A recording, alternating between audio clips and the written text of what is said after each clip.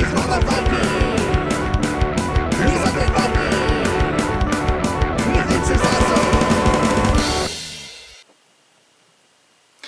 everybody, it's me, Undead Viking. I'm going to take a couple minutes out of your day, well, I'm going to say like more like 10 minutes out of your day, tell you about a cool new game that is in Kickstarter right now, but not for very long, called Eminent Domain Microcosm. Now, if a lot of you are probably familiar with Eminent Domain, Eminent Domain was one of the first games to ever really be pretty successful on Kickstarter, and it probably would have been even more successful now, you know, but at the time it did really well, and I'm very, this is my still in shrink number 212 out of 500 limited edition Kickstarter exclusive Eminent Domain box. I have another copy, obviously, because I like playing the game, but I'm very proud of my limited edition box, if you will. So, and Eminent Domain is a really cool deck building game made by Seth Jaffe and published by Tasty Minstrel Games. Seth Jaffe has done other designs as well, but he has now designed a quick little two-player Eminent Domain themed game where two people basically play against each other, and you play the game basically in about 10 minutes. It's going to take, the funny guys over at Tasty Minstrel Games, who are good friends of mine, full disclosure, they were more than willing to say that my video is going to take longer than an actual game of Eminent Domain Microcosm takes to play, if you will. So you know what? Fine. Whatever, funny guys. So let me show you how to play Eminent Domain Microcosm, and then I'll tell you exactly what I think of it when we get back here. Cool. Okay, I have set up Eminent Domain Microcosm. You have your 5 technologies over here. That's all the technologies in the game. You'll be taking those to have them for use, and other people can make you discard them and things like that through different card play. But basically, when you take what technology, you just put it in front of you, and then the icon on it, you're able to use that as a bonus on your turns. Here you have 3 decks of planets. The planets will have 2 different sides. They're face down right now, and this little number here, that's how much like colony power technically you need to be able to take that particular planet. You can use warfare to take a planet, but if you use warfare to take a planet, you don't know how powerful it is unless it's been revealed. I'll show that to you in just a little bit. You have the main deck of cards here, and you have 3 cards that are set out so the game is ready to play. You pick from somebody to go first. You don't start with any cards in your hand, and your turn is you take a card, and then you either play a card from your hand, or you collect all of your discarded cards. Well, obviously, in your first turn of the game, you're just taking a card and you're playing it. You don't really have the option. So, you could, for example, take this card. It's a research card. You can see that there's this little symbol up here for this capital. And basically, there's a lot of ways you can score points in this game. Some of the things that you'll have will say, count up the number of these little capital icons, and you'll have points that way. Also, you can see here, if you have this card, it is you get 1 point per this type of planet, and so per this icon. Or you notice there's the icon there, and then there's an action here, and then so when you play the card, it says take 1 tech card from the center, or opponent discards 1 tech card of your choice to the center. And if you can reveal 3 of these light bulbs, you can repeat the process. So that could be revealing, you have that improved research card in front of you. It could be a planet that you have in front of you that you've colonized that you can reveal, or cards in your hand that you reveal. When you reveal cards, if they're in your hand, they go back to your hand. If they're planets, they stay face up, and so forth. So if you took that card, you play it immediately, like so.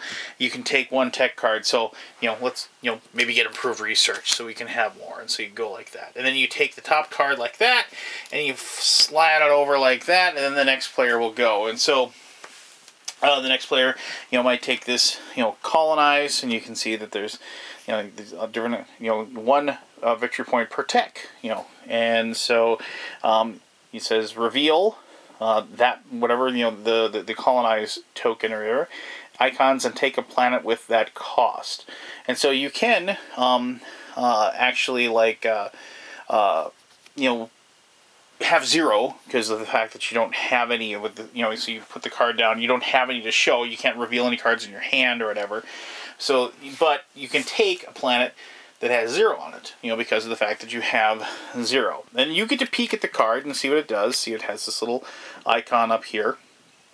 So if you ever reveal the card, it would gain you an extra light bulb for doing technology.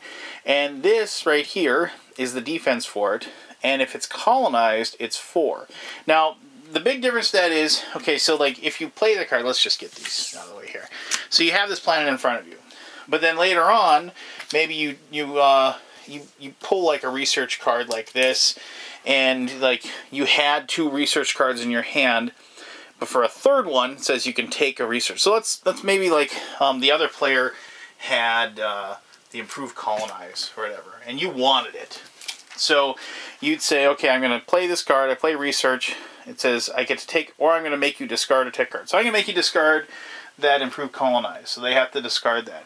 And now you have, you know, in your hand, after you play that card, you have 2 more cards with light bulbs on them. Like, or let's just say you have, you know, this card in your hand. So you show it. Oh, look, I got a light bulb. And you show this. You have this improved tech already. You have that. But that's the only 2 that you have. But what you can do then is you can take this card, you can flip it over, and you can say, well, no, I got 3. And so now I'm going to take that improved colonize. And so now I would have 2 technologies, which is good, you know, because we got this card here, and we're going to get 1 per tech, you know, if, you know, at the end of the game. And so you have that, you have those. And that's, but now since you've revealed it, it stays face up. And what happens is that there's actually cards, and I'm just going to kind of jump ahead here. I'm not going to show you like every turn or anything like that.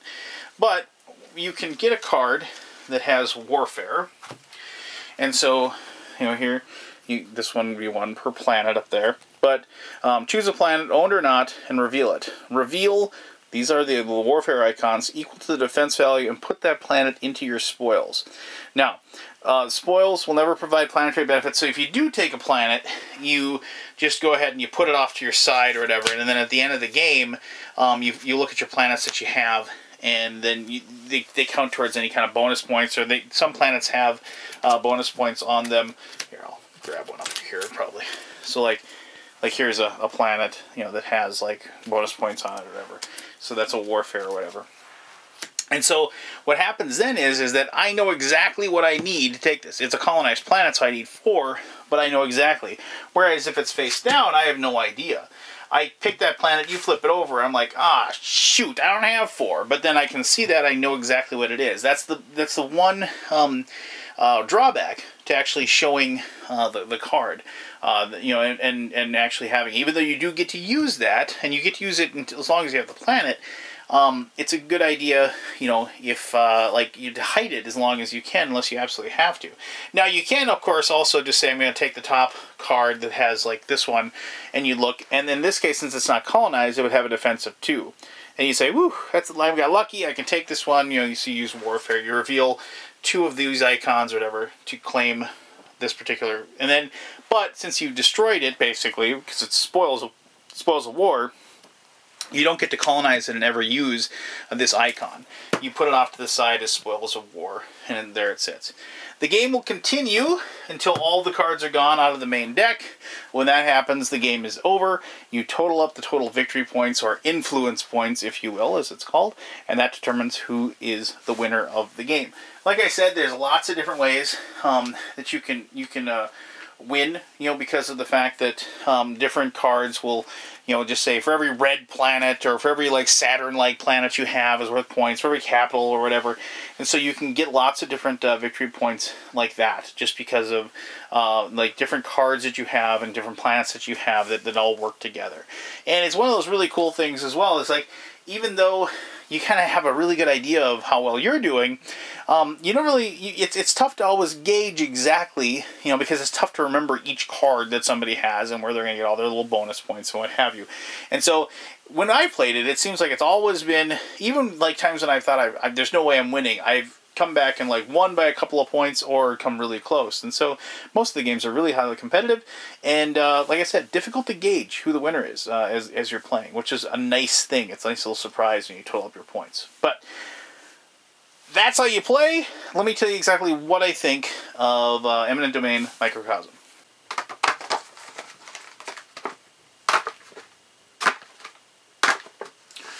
Alright, so there we go. That was Eminent Domain Microcosm, how to play it. Cool, what'd you think? Yeah, I pretty much dug it too. The best thing about the game is the fact that it is, it's a game that, like, the strategies for it are pretty evident right away. So after you've learned how to play it, and after you've played it maybe once, maybe twice times, you kind of know what the game gives you. The big thing is that it's one of those fun kind of race games, if you will, where both of you kind of fall, because of the way the cards shake out for you, and you kind of start, because after that first card you grab, it isn't like you're totally stuck down that path, but you definitely do want to like try to be an expert in something. I mean, that whole jack of all trades, master of none doesn't really work well with this game. You got to figure out how you're going to get a ton of points, and you want to like hammer on that as much as possible. And then the other player, you know, if you can, you try to mess with that a little bit. But for the most part, you also trying to, like, you know, just, you know, stay on the path, get your points. You know, if I need to, you know, have red planets for lots of points, do that. If I need to have capitals, I need to do that sort of thing. And you know, and the thing is that isn't a guaranteed win, if you will. But it is kind of fun. This is one of those games where it's like you have 3 cards. The choice of like, if there's a card out there worth, you know, being put in your hand or drawing a random one, I like that. I do like the whole process of, is it in my best interest now to play a card in my hand, or is it better for me to collect my entire deck, because then even though I'm giving up doing any actions at all, I'm allowing the other player, you know, basically a free turn. They get to act without me doing anything. Do I have some stupendous chain of stuff that I'm going to be able to pull off and do, if you will? I do also very much like the process of when you take the planets for colonizing, like the whole process of, do I flip them over, or do I keep them, you know, to gain that ability, that resource that they give me, or do I keep them face down and hide them from my opponent, because, you know, I don't want them to know, like, how tough they are, how powerful they are, you know, so they have to kind of guess as far as if they're going to be a warfare and like concentrate on attacking and what have you. It's nice that, you know, you have that ability to hide, and that's another good decision, if you will. It's like, do I flip it over to gain that bonus? Well, then I'm telling my opponent, giving them information that they normally would have to, like, you know, send scouts, basically attack it to see if they could take it and get lucky.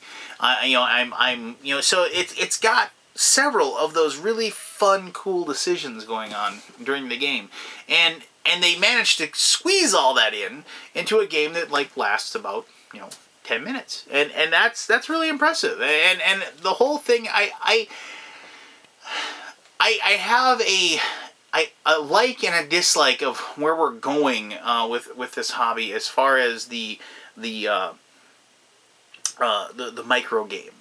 On one hand, I really enjoy micro games. I mean, I've got a gaming group at my job now. I like being able to sit down and play a quick game over lunch at my work, and it kind of lets me forget about my ridiculous web development stuff that I'm doing, and I can now focus on something fun that's both using my mind, but also I can just relax and have a sandwich in one hand and some cards in the other, and I can enjoy my time. But on the other hand, man, there's a ton of them coming out, and I'm a big fan of a big crunchy long game too. So I guess there is like a balance there that I hope doesn't ever like sway to the other side. And ultimately, I guess what coming on is Seth, you're an amazing designer. I want you to make another big, fun, crunchy game, and you know, do it like after this, you know. So I know you got tons of ideas. Come out with one, make something awesome, or have Michael publish like an expansion to Homesteaders, which I've been waiting for forever. So, all right, cool, man. Well, that was Eminent Domain Microcosm. The game's just a ton of fun. If you like quick little games, like card games, like Confrontation, you know, card games, I think you're gonna absolutely love this. If you're a person that likes playing games over lunch at work, or if you're in school and you just need, like, you know, you got 20 minutes and you between classes or something like that, and you want to be able to play something with a friend, this is awesome. If you're a fan of Eminent Domain, this is awesome. I think you should pick it up. Plus, I think it's like $10 on Kickstarter to have it shipped to your door. $10, and you get an awesome game right like that. So I don't think there's any reason not to go and back it. It's already like blown through its goal, so it's going to get published. The Kickstarter ends in less than a week, so check it out. Pick it up and be happy playing it next time you've got 10 minutes on your hands and nothing better to do. So, thank you for taking the time to watch this video, and until next time, have yourself one heck of an awesome day. Alright, bye-bye now.